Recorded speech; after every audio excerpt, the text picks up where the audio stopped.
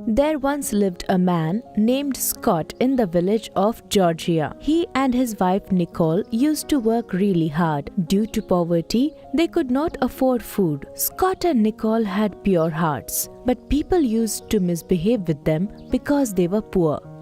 One day, "Listen, why do people misbehave with us? What wrong have we done to them? When I went to fetch water, they were looking at me differently and made me realize that we were poor." We have not done anything wrong to them. These people enjoy seeing us in trouble. Anyways, don't mind them. Otherwise, they will make our lives difficult. We should always think about good things. I am hungry. Let's eat some food. "Let's go. You go freshen up. I will set the plates." Scott and Nicole slept after having dinner. The next day, she completes all the chores early in the morning and goes out to work. Then Scott also gets ready and comes there. I might be a little late today. You have dinner without me, okay? "Okay, fine." I am going then. "Okay." After this, Nicole and Scott leave for work. While Nicole was working in a field, she felt thirsty. Nicole goes near her pot to get some water. Since there wasn't enough water in the pot, Nicole goes to the village to fetch some water. Their village was one such village where water was not easily available. There was only one well in the entire village. Everybody drank water from that well. Nicole fetches some water from the well and returns to the field. While she was returning, a big car stops in front of her. The businessman sitting in the vehicle tells her, "Sister, can I get some water please? I am very thirsty but I couldn't find water anywhere. I would be very grateful if I could get some water from your pot." "Brother, you're calling me your sister and you're talking about gratefulness? Here, drink some water. Drink as much as you like." Nicole gives the pot to the businessman. The man felt very happy drinking from the pot. "Sister, you have made me indebted to you. Tell me what you want. I will give it to you." "I don't want anything. The next time you are going through here, please visit my house." "Yes, I will visit your house, sister. I'm going to leave now." "Okay." After saying this, Nicole leaves for her work. The businessman leaves in his car. After some time, the businessman was going through the village again. Then it started raining suddenly. The tire of his car got stuck in a ditch and he was not able to get it out. Oh, my poor fortune. It had to happen today only.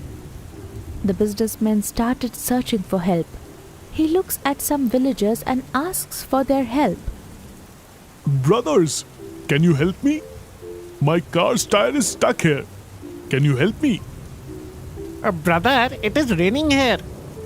We are trying to reach home and you are asking for our help here. Let us go, brothers. I don't want to get wet in the rain. Let us leave. They all leave him there. The businessman tries to start his vehicle again. Then the businessman sees Scott going from there. Then, "Brother, listen. My vehicle is stuck in this ditch. Can you help me out?" Yes, sir, sure. You try to start the vehicle and I will push it from behind. the businessman goes and sits inside the vehicle and turns it on. Scott tries to push it from behind. His clothes get dirty due to the rain. But he pushes the vehicle without caring about it. After a lot of effort, the car gets out of the ditch. The businessman takes the vehicle a little forward and then stops the vehicle and then comes out to talk to Scott. "Thanks a lot, brother. What's your name?" Scott, "What do you do, Scott?" I do masonry work. I'm looking for work. I couldn't find any work today. That is why I'm returning home. And you just called me. "Oh, okay. I have a huge business in the city. You can come to work there. I like your attitude. I can hire you at my company." Are you telling the truth, sir? I will never forget your help. When I called the rest of the people, nobody came forward to help me out. And you helped me out without expecting anything in return. That is why I am very happy. I am leaving for now. I will come back after 8 days to pick you and your family up. We will go to the city. You go, pack all your stuff. Yes, sir. But, sir, where will we live in the city? I will also arrange for your house. Don't worry about it. Yes, sir. I am leaving now. Make necessary arrangements. Yes, sir. The businessman leaves. After saying this, Scott also returns home. Hey, Nicole, listen. Now we don't have to live in this village. We will leave for the city after 8 days. A very big businessman has offered me a job at his company. Are you telling the truth? This is wonderful news. Yes, Nicole. The man was very generous. He also helped us find a house. Now we don't have to live here. You pack up all of your stuff. Yes, I will do it. After saying this, both of them continue with their work. A few days passed by, and the businessman comes back to pick them up as promised. The whole village gets surprised with the businessman's luxurious car. Oh, such a luxurious car. That even in front of Scott's house. The vehicle stops in front of Scott's house. The businessman steps out of the car. Oh, sir, please come in. You are here. I cannot believe my eyes. Please come in. The businessman enters his house. Then Nicole comes with water. Brother, you're here? Please take a seat. I'm feeling really very fortunate that you're here at my home. You know each other? We have met before. She is my sister. Brother was very thirsty that day, so I gave him some water, and from that day onwards, I am his sister. Oh, this is very surprising. Scott and Nicole leave with the businessman in his car to the town. The whole village gets surprised looking at this. They feel embarrassed about their behavior with them. On the other hand, the businessman takes both of them to the town. The businessman made Scott the manager of his company. A few years passed by. Scott worked very hard at his job and gave his family a happy life because of his honest work. The moral of this story is, the fruit of truth and honesty is always sweet. One day there came a marriage proposal for Sam. Robert and Sophia agreed to the proposal without asking Sam. The girl was very beautiful. Mom, I don't want to marry now. I want to study. Son, you can study your whole life. But if the age of marriage passes, it will never come back. After a few days, the ceremony of meeting the girl was fixed. The entire family went to their house for this ritual. At that time, his would-be wife Rosemary entered the room with tea and snacks. Sam could not keep his eyes off her. Both of them liked each other and their marriage was fixed after their consent. After a few days, they got married and Rosemary came to stay with Sam in his house. One fine day. Whose books are these? So costly and good ones. These are my books, Rosemary. Really? But you are doing a good job right now. Then is this just to read or to appear in some exams? Hearing this, Sam gets sad. Hey, what happened? I talked about studies and you became sad. What happened? Nothing, Rosemary. Let it be. Please tell me what's the matter. Now I am your wife. Why do you need to hide from me? Rosemary, I wanted to go abroad for higher studies but could not go because of lack of money. That is the reason why I didn't want to get married. But when I saw you, I liked you. And obeying my parents, I married you. Hey, you want to study further? This is great. You do not worry about me. And do your studies. I will never be a hurdle in your studies. And as far as home is concerned, I am here to take care. You relax and complete your studies. Hearing this, Sam was overwhelmed. Mom, Dad, he wants to study further. And I also want him to do so. Do you give your consent for this? Daughter-in-law, you have expressed such a good idea. How can we say no to that? Sam studies for few days and appears in an entrance exam. He gets selected and he's very happy now. He started preparing to go abroad for higher studies. Rosemary also helped him. Sam goes abroad taking the flight next day. Rosemary started living with her parents-in-law. She started taking care of them and simultaneously started a business of her own. She started making different type of attires and sold them in the market. Slowly she brought in a few needy women with her. And she started expanding her business.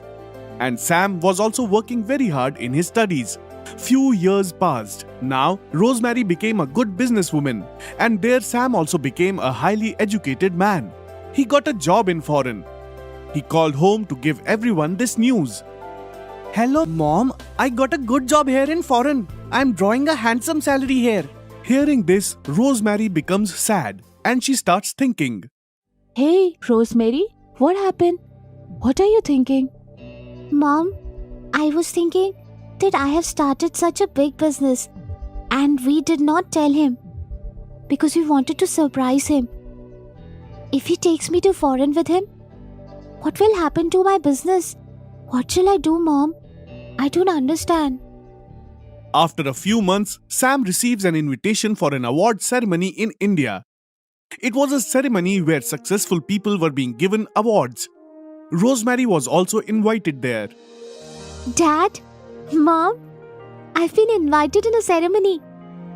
They have called to honor me. Really, daughter-in-law? This is a proud moment for us. Daughter-in-law, all three of us will go to attend your ceremony. Now Rosemary gets ready and takes her parents-in-laws to the ceremony. Sam was already there before they arrived. Ceremony was huge and there were many people over there. So most of the people could not see each other. The youth of our nation, who is highly educated. I invite Mr. Sam on stage for this award. Hearing Sam's name, Rosemary was surprised. His parents were delighted that their son had come back to India and is also being awarded. Rosemary had tears in her eyes. Everyone welcomed him with applause. Sam was honored with the award. Sam went back and sat in his place. Right then, Rosemary's name was announced. I would like to invite a young woman of this nation who helps people in need, and taking these people along, she's a successful businesswoman, Miss Rosemary.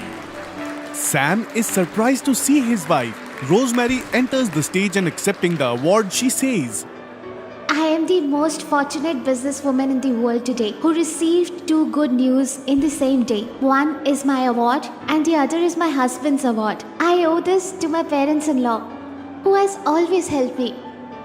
Thank you. Saying this, Rosemary steps down off the stage. Sam comes and stands in front of her and says, Rosemary, you are here and you received the award as well. You did not tell me that you are running a business. Hey, if I told you this, I would never have been able to surprise you like this. I am very happy for you, Rosemary. I am also very happy for you because you achieved the goal you wish for. Rosemary and Sam go to their parents. They touch their feet and attain blessings. Today, my both children have made me feel proud. I'm very, very happy today. Son, daughter-in-law, keep doing your work successfully and stay happy always. Come, let's go home. Robert and Sophia call a servant and ask him to bring the car. Seeing Rosemary's car, Sam is surprised and becomes happy on her success. Everybody comes home by the car. As soon as they reach home, Sam sees that there is a big mansion in place of their old house. Mom, is this our house? Yes, son. This is our house. Mom, I will not do a job in foreign country. I will come back home. Hearing this, Rosemary and her family became very happy. And so, their family started living happily. Once upon a time, in a village called Greenwich, a greedy landlord lives in. Landlord gives his land for cultivation to the farmers by applying strange conditions. David, who is a poor person, lives in the same village. The landlord gives David his land every year on contract, saying that 50% share is for landlord and 50% share for David. After cultivation, landlord takes good crop and gives bad crop to David. Due to this, David is leading a very difficult time. One day, David's son, named called Peter, returns home in holidays from city. After seeing his father's situation and listening to landlord's antics, Peter decided to do farming from that day. Dad, you don't worry at all. I will take care of cultivation from today. Peter said these words to his father and went to meet landlord. Come, Peter. Where is your father? My father is unwell. From today, I will only take care for all the cultivation chores. So let me know the condition for this year. I made his father fool till now. From today, I will play with him. Okay, then Peter, from today, whatever you harvest, the upper part of the crop belongs to me and the lower part is yours. Okay, landlord. By saying these words, Peter leaves his house. The seeds are planted by Peter, and he takes care of farm very carefully. Crop is very good grown, and after 3 months, landlord visits Peter at farm to take his share. Come, landlord. The grass which is grown up is yours. This time I have cultivated groundnuts, so lower part is mine. You can take your part, landlord. Landlord gets angry by seeing this. So landlord starts thinking that this child is making me a fool. Okay, this time I should teach him a lesson. With this thought in mind, landlord leaves that place. After few days, landlord asks Peter to visit him. Hey Peter, landlord asked you to visit him. Okay, you go. I'll come after some time. After some time, Peter visits landlord. How are you, Peter? Don't you want to do cultivation? I wanted to do cultivation, landlord. I was about to come and meet you. Child, this time the condition is a bit different. The upper part belongs to you and lower part of crop is mine. Peter said yes and left the place. He went to cultivate the land. And after 3 months, landlord visit Peter for his share. Come, landlord. This time I have cultivated wheat. As per the condition, you take the lower part towards land, and I am taking the upper part. By seeing this, landlord becomes angry and says to Peter, You feel yourself as an intelligent person. Now I will give you my land to you for cultivation and condition is upper and lower parts are mine. The middle part is yours. Are you okay with the condition? Okay, I agrees with your condition. But this time even I have a condition, landlord. If you will lose this time, you promise me that you will give poor farmers share equally and you behaves good with them. Okay, I agree. After 4 months, landlord visits Peter's land and shocks by seeing sugarcane in the farm. Now, you can take the upper and lower parts of crop as per your condition. Yes, child. Please excuse me. I have realized my mistake. From now, I will not cheat anyone. A man named Michael lived in a village. He had a big dairy shop. He used to provide milk, curd, and other dairy products in his shop. Hey, what is this? Where did so many flies come today? Oh shit. Let me throw this before anyone sees. Michael was a miser. Uncle Michael, please give me 2 kg butter. Sure, son, I will give you right away.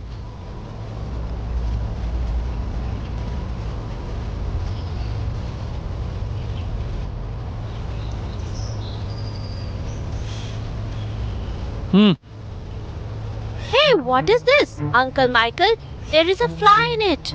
What? A fly? Show me. The boy shows Michael the box of butter. Wait, son. I will give you another box of butter. Michael takes out the fly from the box and hands over the same box to the boy. Take this, son. Is it okay now?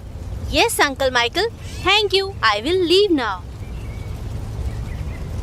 At that time, there arrived 2 sepoys from the palace. Listen, Michael. 40 kg butter should be delivered by noon in the palace. Yeah, sure. But such a high quantity of butter? Is there a party in palace today? Yes, today the king has thrown a party for the ministers. Okay. Don't worry. You will get the butter on time. Sepoys leave, and Michael starts preparing butter. Listen, Simon. We have to deliver 40 kg of butter to the palace by afternoon. Let's start working quickly. But master, we don't have enough milk to prepare 40 kg of butter. Do one thing. Add half quantity water to the milk we have. That will do the work. But master, that will not be right. If the king finds this out, then he will punish us. You do your work quietly or get lost. Oh, okay, master. Simon adds water to the milk, but even then, the quantity is not enough. Simon goes to his master to inform him. Master, I added water to the milk, but even then, preparing 40 kg of butter is not possible. What shall we do now? Okay. You go out there and look after the shop. I will take care of this. Okay, master.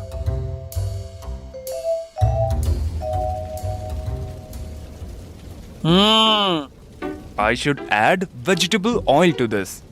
Michael takes the case of vegetable oil and adds the butter, and that fills the case of butter fully. Wow, my work is done. Now I have to deliver this to the palace quickly. Michael takes the case of butter to the palace and returns home after delivering that.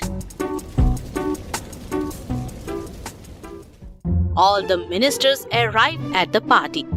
The party was wonderful. The king welcomes the ministers wholeheartedly. All the ministers eat a lot of food. After the dinner, ministers meet the king and go back to their homes. The king offers each minister a box of sweet as return gift. Wow, the aroma of the sweets is so good. I will also taste the sweets. The king tasted the sweet happily. The ministers also enjoyed the sweets just like the king. After eating the sweets, the king falls sick. Your Highness, the ministers have also fallen sick like you. What? How's this possible? Seems like something was wrong with the sweets. Go and call the chef. Yes, Your Highness. You fool! What kind of sweet did you make? Everyone has fallen sick after eating your sweets. Your Highness, I prepared it very carefully. I have no idea what happened. Your Highness, I think all this happened because of Michael's butter. Are you sure that all have fallen sick because of that butter? Yes, Your Highness, because I could smell vegetable oil in that butter. This means Michael cheats everyone with adulteration. General, send 2 sepoys to Michael's house to keep an eye on him. Yes, Your Highness. Sepoys arrive at Michael's house and sneak up. The Michael was adding vegetable oil to the butter. Oh, what's this? Michael is putting everyone in trouble by adulteration. Yes, we should catch him red-handed and take him to the king. Yes, come quickly. Sepoys enter Michael's house and catch him red-handed. You adulterate butter? Now you will have to answer the king. No, please forgive me. Come, now you will explain things to the king. Sepoys bring Michael to the palace. Your Highness, we caught Michael red-handed, adulterating butter. Does this mean that you fool everyone? Please forgive me, Your Highness. I made a mistake. I will never do this. General, take him and throw in jail. No, Your Highness, please forgive me. I will never do this. The king does not listen to Michael, and the general throws him in jail.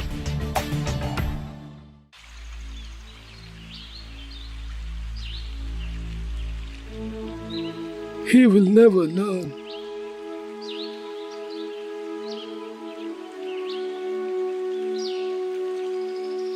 Yes, father. Come, dear. I have to tell you something very important. Sure, tell me, father. I have grown old, tried to civilize him, but I could not improve him. I feel that some lazy ghost has possessed him. Daughter, I give you the responsibility to drive away that lazy ghost. This was Thomas's last wish. Since then, Mia started working on improving David. At first, she thought that if she would help her husband in the fields, then David might also feel like working hard. So she started going to the field with her husband. Early in the morning, both of them would start working together. But David would soon feel lazy and he would sleep in the shadow of a tree. And poor Mia would work all alone. Then Mia started thinking, No, this trick is not working. I will have to find another way. At the same time, an announcement was made in the village. Government is going to distribute free seats tomorrow morning at 9 at the government office. Anyone who wants can come to the office and take free seeds. After listening to this, Mia went to her husband. Please go to the government office tomorrow morning But why? because the government is giving free seeds. Free? Knowing that it's free, David's eyes had a different glow, which Mia noticed. Oh, yes, free of cost. Next day, David was standing first in the queue at the government office. David come home with the seeds. Mia! Mia! You brought the seeds? Yes, see! And it's free! Mia started listening to David very carefully, and then she got an idea. Next day, Mia came to David. Government has made more announcement. Are they giving free seeds again? No, they will give bulls. What? Bulls? That is good. This will decrease my workload to almost half. Tell me, where do I have to go? But this is not that easy. Why? Government has announced that anyone who grows 1 ton of grain in the next 3 months will get the bulls. 1 ton? What's the big deal? Our field is so big that we can grow 5 tons of grain. But who will do the hard work? You don't like to work, right? But we will get 2 bulls. And then we don't need to work thereafter. Since that day, David started working hard in the fields every day. He used to plow throughout the day and water the fields. After 1 month, the seedlings sprouted. And slowly the fields began to sway. David continued his hard work. After 3 months, David started harvesting them. After a few days, his field had big stalks of grain. Look, Mia, this must be more than 1 ton, right? Yes, much more. Now tell me, where do I have to go? Nowhere. The buyers will come here themselves. Next day, a merchant came and gave 1 lakh rupees in cash to Mia. Mia was very happy seeing the money. She went to the market straight away and bought 2 bulls and came home with the bulls. Listen, dear. Wow! Such strong bulls, and that too free? Not for free. You have earned them. What? Yes, I lied to you. But because of that, you worked so hard and grew 3 tons of grains. I got 1 lakh rupees for 3 tons of grain. And out of that only, I bought 2 bullocks for 10,000. 1 lakh rupees? Yes, and here is remaining 90,000. David couldn't believe his eyes. He had never seen so much money before. From the next day, David started farming with his bulls. He had turned from a lazy person to a hard-working person because he had understood that by working hard, he can achieve whatever he wants. Did you see, Father? I fulfilled your last wish by kicking out the lazy ghost.